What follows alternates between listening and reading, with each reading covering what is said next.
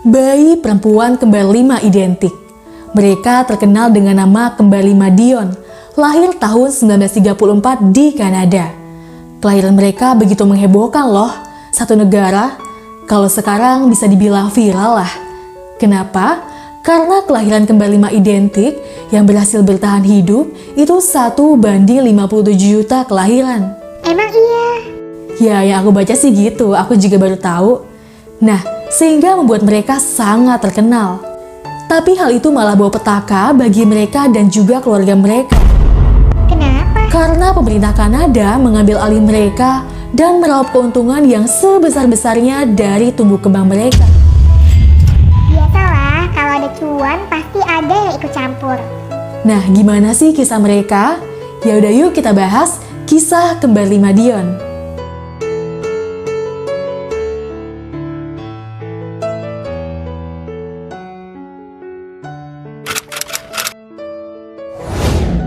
Di tahun 1934 di pedesaan Kanada, ada sepasang suami istri yaitu Oliva Dion dan Elzir Dion. Mereka sedang menantikan kelahiran buah hati mereka. Ini bukan yang pertama bagi mereka, karena mereka sudah punya 5 anak sebelumnya. Di kehamilan ini, Elzir Dion atau sang istri sudah merasa bahwa dia hamil anak kembar. Tapi dia nggak tahu pasti, karena belum tersedianya metode untuk mendeteksi saat itu, terutama di pedesaan. Emang dulu belum ada USG? Ya, aku juga nggak tahu sih zaman dulu udah ada USG atau belum. Nah, sampai akhirnya pada 28 Mei 1934, 2 bulan sebelum waktu seharusnya ia melahirkan, dengan didampingi dokter yang bernama Dr. Davo, ia dan bayinya pun selamat. Ternyata benar dugaannya, ia hamil anak kembar. Namun bukan 2, 3, 4, melainkan 5 bayi perempuan kembar identik. Mereka diberi nama Annette, Cecil, Millie, Marie, dan Yvonne. Dan lebih dikenal sebagai kembar 5 Dion atau Dion quintuplets. Apaan tuh quintuplets? Dalam bahasa Inggris, bayi kembar disebut twin, kembar 3 disebut triplets, kembar 4 quadruplets, dan kembar 5 quintuplets. Nah, mereka terkenal sebagai Dion quintuplets. Karena mereka lahir secara prematur, tubuh mereka pun kurus dan sangat butuh perawatan intensif di minggu-minggu pertama supaya mereka bisa bertahan hidup. Kalau nggak salah, emang anak kembar itu biasanya lahir secara prematur. Suatu keajaiban, mereka berhasil bertahan hidup dan menjadikan mereka kembar 5 pertama yang berhasil lahir dan hidup hingga masa bayi. Seperti yang sudah disebutkan di awal, peluang kembar 5 identik berhasil dilahirkan adalah 1:57 juta kelahiran. Hal inilah yang membuat mereka viral karena dirasa sangat unik dan penuh keajaiban. Resiko medis untuk mereka juga cukup besar. Mereka hampir tidak berhasil hidup karena ada masalah pernafasan yang serius.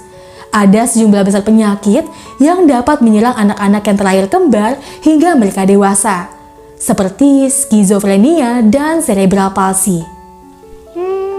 Jadi mereka benar-benar harus dijaga gitu ya? Kalau kondisi ekonomi orang tuanya gimana? Kedua orang tua mereka tinggal di rumah pertanian. Ya, bisa dibilang di desa gitulah, dan bisa dibilang cukup kekurangan. Banyak yang memberikan mereka bantuan supaya kembar 5 Dion yang cantik-cantik itu bisa bertahan hidup. Intinya mereka menjadi sorotan publik sejak mereka lahir. Berita kelahiran mereka menyebar dengan cepat ke seluruh Kanada dan juga Amerika Serikat hanya dalam waktu 6 jam. Keren. Padahal waktu itu kan belum ada TikTok. Iya, jadi ada seorang reporter dan fotografer khusus dikirim ke rumah mereka. Mereka juga membawa inkubator yang ada pemanasnya untuk menjaga kembar 5 Dion tetap hangat dan tentunya menyelamatkan nyawa mereka. Bahkan, rumah sakit yang dari jauh pun membantu dengan mengirimkan ASI, sedangkan Palang Merah menyediakan tim perawat untuk bayi kembar Dion. Wah, luar biasa ya perhatian orang-orang. Dalam beberapa hari, ribuan orang berkumpul di luar rumah mereka dan mengintip melalui jendela. Sampai-sampai mengubah ladang keluarga Dion menjadi tempat parkir. Dan juga wartawan berkeliaran di dalam dan di luar rumah. Udah kayak tempat syuting aja. Di tengah-tengah itu semua, ayah bayi kembar yaitu Oliva Dion merasa khawatir bagaimana ia akan membayar perawatan medis dan semua biaya lainnya untuk membesarkan 5 bayi kembar mereka. Apalagi mereka juga sudah memiliki 5 orang anak dan kini menjadi 10 anak. Aduh, BBM naik, kebutuhan ikut naik. Sekarang nambah 5 anak. Duit dari mana? Kekhawatirannya pun terjawab. Tak lama, ia didekati oleh penyelenggara pameran internasional, di mana pameran itu dirancang untuk merayakan 100 tahun kota Chicago, tetapi juga merupakan acara internasional besar. Entah ide dari mana, penyelenggara ingin menampilkan kembar 5 Dion di pameran itu. Hah? Manusia kok dipamerin sih? Ia pun pergi menemui pendetanya. Jadi gini Pak Pendeta, saya ditawarin untuk memamerkan bayi kembar 5 saya di pameran Chicago. Mereka bersedia bayar gede. Kebetulan saya butuh uang untuk membesarkan mereka. Tawarannya saya ambil gak ya? Dan ternyata pendeta itu malah mendukungnya. Ambil aja, kesempatan bagus itu, saya dukung. Saya nawarin diri jadi manajer bisnisnya ya. Setelah dapat dukungan, ia pun menandatangani kontrak senilai puluhan ribu dolar, di mana ia setuju akan memamerkan bayi kembar 5 Dion selama 6 bulan. Ya ampun, kasihan banget. Mereka kan lahir prematur. Udah gitu mau ditaruh di pameran sama ayahnya Nah, sendiri. namun kabar baiknya, sang ayah pun sadar dan merasa menyesal telah menandatangani kontrak dan hendak membatalkannya. Ia punya alasan kuat bahwa kontrak itu tidak sah secara hukum karena istrinya tidak ikut tanda tangan. Terus penyelenggara pamerannya setuju? Ya enggak dong, dia keberatan. Dan akhirnya terjadilah perselisihan hukum di antara mereka. Selama mereka berselisih, sang bayi masih mendapat penonton tiap harinya. Dan kondisi mereka pun kian memburuk dan mulai kehilangan berat badan. Akhirnya Dr. Davo dan para perawat yang ditugaskan menutup sebuah ruangan di rumah itu untuk perawatan khusus bayi-bayi kembar 5 dan tidak akan mengizinkan siapapun untuk masuk. Bahkan orang tua mereka hanya diizinkan melihat sekilas. Oke, kembali lagi ke permasalahan kontrak. Penyelenggara pameran masih mencoba menagih kontrak yang sudah ditandatangani. Di tengah perselisihan mereka, muncullah pihak baru, yaitu kantor Jaksa Agung Ontario, yang menawarkan solusi. Bagaimana kalau hak asuh kembar 5 diberi ke Palamera aja selama 2 tahun? Karena Palamera tidak berkewajiban kepada penyelenggara pameran kan? Ayah dan ibu anak kembar itu pun setuju menandatangani hak asuh ke Palang Merah dengan alasan untuk melindungi anak mereka dari penyelenggara pameran. Lagi pula pasangan suami istri itu juga tidak memiliki uang dan pengetahuan yang cukup untuk merawat bayi kembar 5 mereka, di mana kita tahu bahwa anak mereka butuh perhatian ekstra. Setelah hak asuh berpindah, tak lama pemerintah Kanada mengesahkan sebuah undang-undang yang berlaku untuk bayi kembar 5 itu, di mana intinya mereka akan diambil alih oleh pemerintah Kanada dengan dalih untuk melindungi kembar 5 dari eksploitasi orang tuanya. Lah, itu mah malah jadinya pemerintah yang mau eksploitasi mereka. Jadi pemerintah akan membangunkan rumah sakit canggih di seberang rumah mereka khusus perawatan 5 bayi kembar itu. Mereka juga menjamin bahwa setiap uang yang dihasilkan akan disimpan dalam uang perwalian untuk keuntungan bayi-bayi itu nantinya. Kok jadi gini sih? Ya gimana ya, sekuat apapun mereka menolak, mereka tidak akan menang melawan pemerintah. Akhirnya kembar 5 Dion segera dipindah ke rumah sakit di depan rumah mereka dengan asuhan Dr. Davo dan tim perawat. Sebuah rumah sakit dibangun di seberang jalan rumah mereka, di mana kembar 5 Dion dieksploitasi oleh dokter dan juga pemerintah. Rumah sakit itu disebut Queenland, tapi tidak seperti rumah sakit yang biasanya, namun lebih seperti taman hiburan. Hah? Maksudnya gimana? Jadi menurutku Queenland itu kayak kebun binatang, tapi ini untuk si kembar 5 Dion. Kembar 5 Dion akan dibiarkan bermain 3 kali sehari di sebuah taman yang dibatasi oleh kaca besar yang disebut lorong observasi. Setiap harinya, ribuan pengunjung datang untuk menonton mereka bermain dari balik kaca. Udah gitu mereka dikelilingi oleh banyak staf yang khusus mengurusi pengunjung. Sebagai pelengkap, bahkan di ujung lorong observasi ada stand-stand makanan dan juga toko souvenir yang bahkan dikelola oleh ayah kembar 5 Dion yang menjual boneka kembar 5 Dion. Bahkan katanya, saat itu Queenland lebih populer daripada wisata air terjun Niagara. Lucunya, wanita-wanita yang belum hamil percaya jika mereka menyentuh Olivia Dion atau ayah kembar 5 akan meningkatkan peluang kesuburan mereka. Kegiatan kembar 5 ngapain aja selain main? Tidak cuma mendapat keuntungan dari biaya tiket masuk Queenland, untuk menambah keuntungan yang sebesar-besarnya, kembar 5 Dion diizinkan untuk pemotretan majalah dan berbagai tawaran iklan, seperti produk saus tomat Heinz, Quaker Oats, permen Lifesaver, sabun palm olive, Lysol, mesin tik, roti, es krim, dan lain-lain. Tidak hanya menjual boneka bentuk kembar 5 Dion, mereka juga memproduksi berbagai souvenir seperti sendok, cangkir, piring, plakat, permen, buku, dan kartu pos. Wah, nggak kebayang berapa banyak keuntungannya. Yap, diketahui bahwa pemerintah dan bisnis lokal mendapat untung hampir $500 miliar dari kembar 5 Dion. Uangnya untuk mereka semua. Iya, sejak awal sudah diberitahu bahwa segala uang yang masuk akan dimasukkan ke dalam yang disebut dana perwalian. Tapi dana itu sering banget diambil dengan berbagai alasan, seperti biaya rumah sakit, tagihan air, bahkan biaya kamar mandi umum untuk wisatawan. Jadi penasaran sama dokter yang rawat mereka. Dr. Davo juga dapat keuntungan besar. Dia memanfaatkan posisinya untuk menjadi salah satu dokter paling terkenal di dunia karena telah merawat kembar 5 Dion. Dia juga menulis beberapa buku dan dapat endorse produk medis dan juga makanan. Masyarakat umum tidak sadar bahwa Dr. Davo mendapat untung $182.000 pada tahun 1943 yang setara dengan jutaan dolar saat ini. Kok jadi kasihan ya sama kembar 5 Dion? Mereka seperti dijadikan objek, dironsen berkali-kali, terus mereka juga diteliti oleh banyak ilmuwan.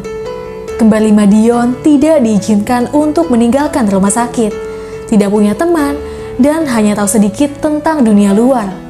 Selama 9 tahun, hanya pergi beberapa kali untuk bertemu Raja dan Ratu Toronto dan tur promosi. Sejak eksploitasi yang dilakukan secara terang-terangan terhadap kembar 5 Dion, orang tua mereka merasa khawatir dan bertekad untuk membebaskan anak-anaknya. Mereka melakukan kampanye yang dimulai sejak tahun 1940. Dan akhirnya pada tahun 1942, hak asuh kembar 5 Dion berhasil kembali ke orang tuanya. Dana perwalian yang dikumpulkan juga sudah disiapkan untuk mereka oleh pemerintah Kanada yang mengambil mereka sejak tahun 1930-an. Uangnya buat apa tuh? Nah, dana perwalian dipakai untuk membangun sebuah rumah besar dengan 20 kamar untuk keluarga Dion, di mana mereka akan tinggal bersama-sama. Wah, happy ending dong akhirnya. Ternyata tidak semudah itu. Karena kembar 5 Dion sudah menghabiskan hampir 10 tahun berpisah dari keluarga mereka.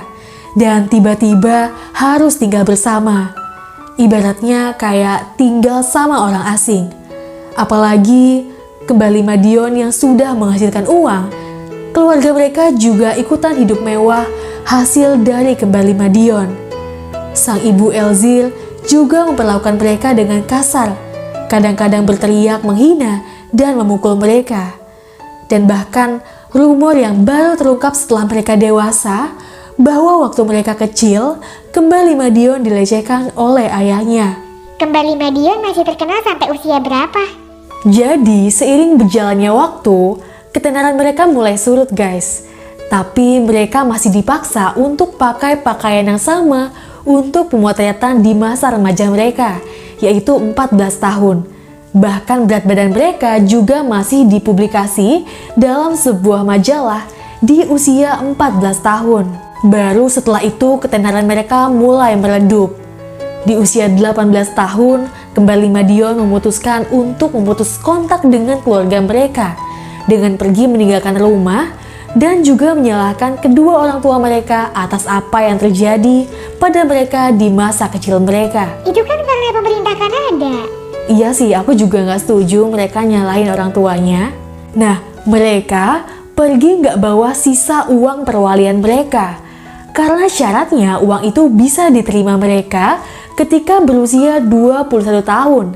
Dan ketika 21 tahun, uang mereka tinggal $800.000. Mary dan Millie memutuskan untuk jadi biarawati di biara yang berbeda.